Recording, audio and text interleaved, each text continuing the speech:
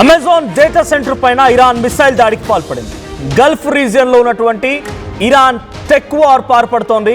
So ఇటు బహ్రెయిన్లో ఉన్నటువంటి Amazon data centre పైన దాడి చేసింది.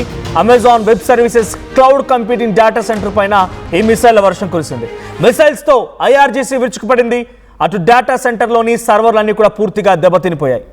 గల్ఫ్ సరౌండింగ్ మొత్తం కూడా క్లౌడ్ సేవల్లో ఇప్పుడు అంతరాయం ఏర్పడింది.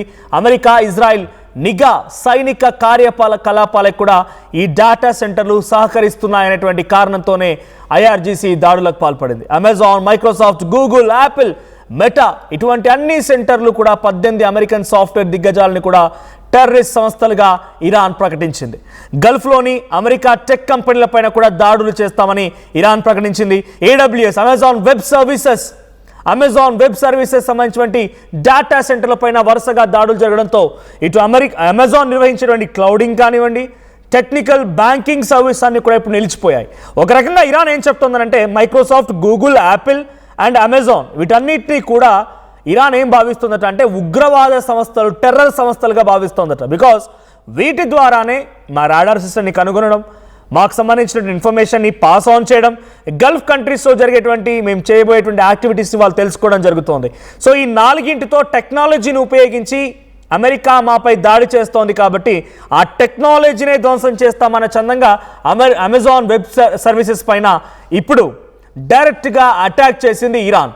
సో దీంట్లో బహ్రెయిన్పై అటాక్ జరిగింది, యుఏఈలో అటాక్ జరిగింది. సుమారుగా యుఏఈలో 2 అమెజాన్ వెబ్ సర్వీసెస్ సెంటర్లు, డేటా సెంటర్లు, అటు బహ్రెయిన్లో 1, మొత్తంగా 3 ధ్వంసమైపోయాయి. ఈ మూడింటి కారణంగా అమెజాన్ కంపెనీ సుమారుగా 30,000 కోట్ల రూపాయల నష్టం వాటిల్లింది. ఇది ఒకటే కాదు, ఇది ఫిజికల్ డ్యామేజ్ మాత్రమే. ఇంకా దీనికి తదనంగా లింక్డ్లో జరిగేటువంటి సర్వీసెస్ ఆగిపోవడము, అప్లికేషన్స్ ప్రాసెస్ అవ్వకపోవడము, బ్యాంకింగ్ సర్వీసెస్ నిలిచిపోవడము, ఇలా చాలా తీవ్రమైన స్థాయిలోనే అమెజాన్ నష్టపోయే అవకాశం ఉంది. సో ఇప్పుడు డిజిటల్ వార్ఫేర్కి తెరలేపింది ఇరాన్. ఇప్పటి వరకు దాడి చేసింది ఫిజికల్గా దుబాయ్లోని ఎయిర్ బేసెస్ పైన, అమెరికా స్థావరాల పైన, బహ్రెయిన్ ఆయిల్ కార్పొరేషన్స్ పైన, కువైట్ గ్యాస్ ఫీల్డ్స్ పైన, ఖతార్లో ఉన్నటువంటి గ్యాస్ ఫీల్డ్స్ పైన దాడి చేసింది ఇరాన్. కానీ ఇప్పుడు ఇంకొక కొత్త ఎజెండాకు తెరలేపింది డిజిటల్ వార్ఫేర్. అక్కడ వారు ఇన్ఫర్మేషన్ పాస్ చేసుకోవడానికైనా, క్లౌడ్కైనా, వాళ్ళ టెక్నాలజీ రన్నింగ్కైనా ప్రతిదానికి ఈ 4 సెక్టార్లే Amazon, Google, Apple, Meta. So వీటన్నిటిని కూడా క్లోజ్ చేస్తే బాగుంటుందనే ఒక ఆలోచనతో వీటిపైన వరుసగా దాడులు చేయడానికి సిద్ధమైంది ఇరాన్. సో నిన్న ఆల్రెడీ పలు సెంటర్లపైన దాడి చేసింది. దుబాయ్లో ఉన్నటువంటి అమెజాన్ అండ్ మైక్రోసాఫ్ట్ సెంటర్పై దాడి చేసింది. ఇప్పుడు మళ్ళీ మరొక AWS అంటే అమెజాన్ వెబ్ సర్వీసెస్ పైన ఒక డేటా సెంటర్పై అటాక్ చేయడంతో పాటుగా అటు బహ్రెయిన్లో ఉన్నటువంటి ఇంకో సెంటర్పై అటాక్ చేసింది. Iranian forces targeting facilities linked to Amazon cloud network in the United Arab Emirates and Bahrain, disrupting services used by banks, government agencies and major companies across the region. So once ఒకసారి కనుక ఆగిపోతే దీనికి ఇంటర్లింక్లో ఉన్నటువంటి చాలా ఇవి కూడా, ఉదాహరణకి Amazon లాంటి డేటా సెంటర్పై అటాక్ జరిగింది అనుకోండి, అమెజాన్ డేటా సెంటర్ ద్వారా స్టోరేజ్ కోసం ఉపయోగించిన డేటా కానివ్వండి, మరీ ముఖ్యంగా టెక్నాలజీ పరంగా ఇజ్రాయెల్, అమెరికా కనుక దీన్ని ఏమైనా ఉపయోగిస్తే అవి ధ్వంసం అయిపోతాయి. దానికి లింక్డ్గా ఇంకా ఉన్నటువంటి కొన్ని వెబ్ సర్వీసెస్ కానీ, తర్వాత బ్యాంకింగ్ సెక్టార్స్ కానీ, గవర్నమెంట్ ఏజెన్సీస్ కానీ, ఇంకా చాలా ఇతరత్ర చిన్న చితక కంపెనీలన్నీ కూడా తీవ్ర నష్టంలో వాటిలో అవకాశం ఉంది, స్ట్రక్ అయిపోతాయి. So strategic role of data centres in modern warfare.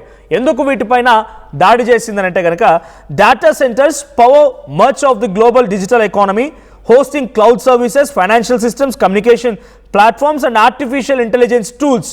Because Amazon's cloud platforms AWS supports critical applications worldwide, damaging such facilities can have widespread economic and technological effects.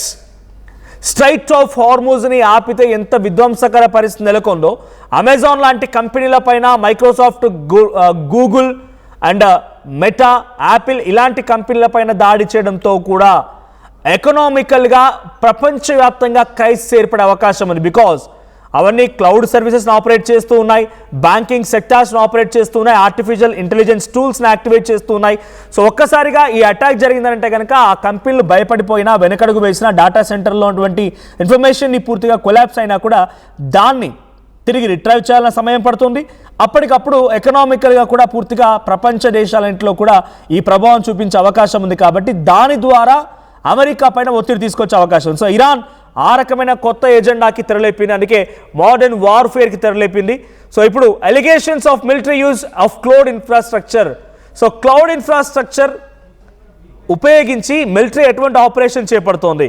So అటు hyper scale cloud platforms like AWS are supporting AI based intelligence analysis చేయడానికి ఈ Amazon ఉపయోగపడుతోంది. War సిమ్యులేషన్స్కి, లాజిస్టిక్స్కి ప్రతిదానికి కూడా దీన్ని ఉపయోగిస్తున్నారు. So ఇది ఒక రకంగా retaliation on US and allied influences. అంటే యుఎస్కి వ్యతిరేకంగా ఈ చర్య, at the same time NATO, European and ఇజ్రాయెల్కి వ్యతిరేకంగా కూడా ఈ చర్యలో పాల్గొన్నట్టుగా ఇరాన్ క్లెయిమ్ చేస్తోంది. బికాస్ టెక్నాలజీని దెబ్బ కొడితే అవి ఏ టెక్నాలజీని అయితే ఉపయోగించి ఇరాన్పై దాడి చేస్తున్నా టెక్నాలజీని మొత్తం ధ్వంసం చేస్తామన్నట్టుగా ఇరాన్ ఇప్పుడు చెప్తోంది. అంతేందుకు అలీ ఖమేనీ అంతమొందించడానికి, సుప్రీం లీడర్ అలీ ఖమేనీ అంతమొందించడానికి ఇరాన్లో ఉన్నటువంటి పలు ట్రాఫిక్ సిగ్నల్స్ దగ్గర కెమెరాస్ని హ్యాక్ చేసి ఆ డేటాను మొత్తం తీసుకొని ఆయన ఎక్కడ ఉంటున్నాడు, ఏం చేస్తున్నాడు, ఏం తింటున్నాడు, ప్రతిదీ మినిట్ టు మినిట్ ఆయన్ని క్యాప్చర్ చేసి తదనుగుణంగా ఆయనకు సంబంధించినటువంటి ఇన్ఫర్మేషన్ ద్వారా ఆయన అంతమొందించగలిగింది. సో ఇప్పుడు ఆ టెక్నాలజీ లేకుండా చేస్తే ఇరాన్పై అటాక్ తగ్గిదనే ఒక ఆలోచనలో, దీంతో పాటుగా ఎకనామికల్గా ప్రపంచవ్యాప్తంగా ఇంపాక్ట్ చూపిస్తుంది కాబట్టి అమెరికా పైన మరింతగా ఒత్తిడి పెరగవచ్చు.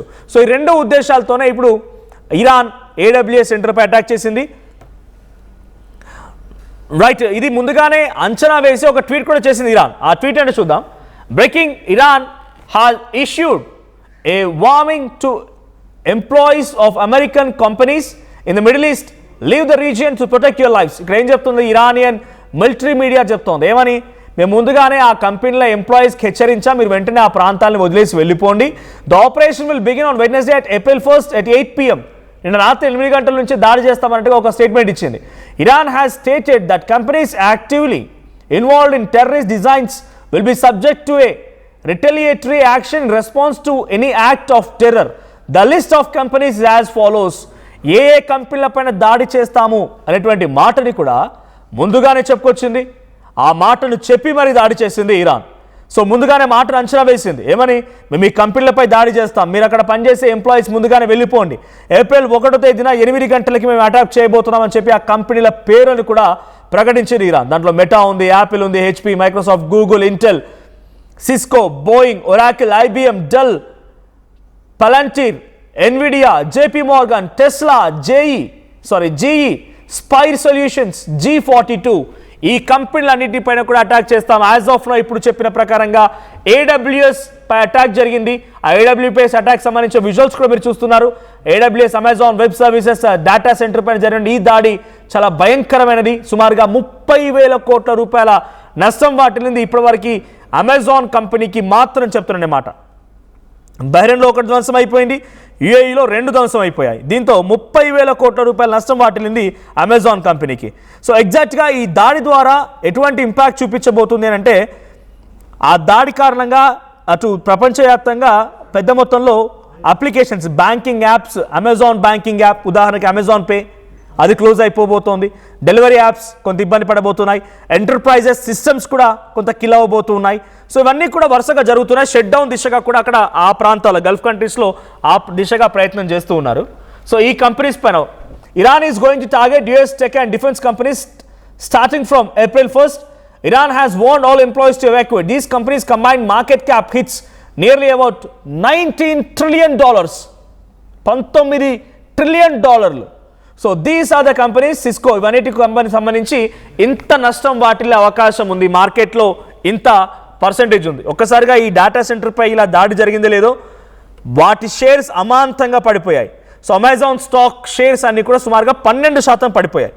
సో ఇప్పటివరకు దీని నష్టం సుమారుగా 60,000 కోట్ల రూపాయలు కేవలం షేర్స్ విషయంలో, 30,000 కోట్ల రూపాయలు వాళ్ళకి సంబంధించిన ఫిజికల్ లాస్లో, సుమారుగా ఒక రోజుకి 2,000 కోట్ల రూపాయల నష్టం అంట. ఈ రకంగా దాడి జరగడంతో 2,000 కోట్ల రూపాయల నష్టం పర్ డే. అండ్ ఓవరాల్ అక్కడ ఫిజికల్ డ్యామేజ్ అంతా కలిపితే 30,000 కోట్లు. అండ్ దీని కారణంగా స్టాక్స్ పడిపోవడంతో 60,000 కోట్ల రూపాయల నష్టం వాటిల్లిందట. ఓవరాల్గా కొన్ని లక్షల కోట్ల రూపాయలు నష్టం వాటిల్లింది. లక్షల కోట్ల రూపాయల నష్టం వాటిల్లింది. 18 అమెరికన్ సాఫ్ట్వేర్ దిగ్గజాలకి టెర్రరిస్ట్ సంస్థలుగా గుర్తించి మేము దాడి చేస్తున్నామని ఇరాన్ భావిస్తోంది. బికాజ్ ఇవి ఉపయోగించే ఇరాన్ పైన అమెరికా దాడి చేస్తోంది, ఇజ్రాయెల్ దాడి చేస్తోంది. ఆ టెక్నాలజీ ఆధారితంగా, డేటా ఆధారితంగా, ఏఐ ఇంటెలిజెన్స్ ఆధారితంగా వీటన్నింటినీ కలిపి అమెరికా, ఇజ్రాయెల్ కలిసి ఇరాన్పై దాడి చేస్తున్నాయి కాబట్టి వాటిని కిల్ చేస్తున్నామని ఇరాన్ చెప్తోంది. మరి దీని ప్రభావం ఇండియాపై ఏదైనా పడుతుందా, ఆ సిచ్యువేషన్ ఉంటుందా అంటే ఇండియా హ్యాస్ ఇట్స్ ఓన్, అంటే మనకు కూడా ఇండియాలో AWS సెంటర్లు ఉన్నాయి. ఇండియాలో ముంబైలో ఉంది.